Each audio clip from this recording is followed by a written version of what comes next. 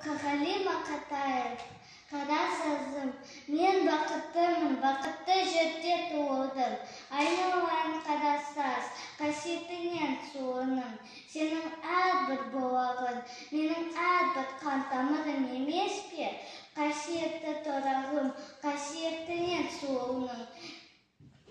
Көктемде үйрек ұшып қаз қонып, қараушы едім тырналарға мәз болып. Жыр құстап туылмасем, сірә мен жаралмасам, өзің қара саз болып.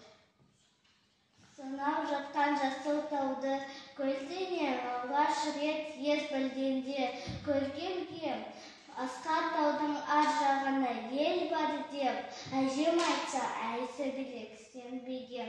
Қара сазым айтты маған сенің ең, мен іздеген бақыттым сен өзің ме? Сенің ғажап табиғатыңды кімге айтам?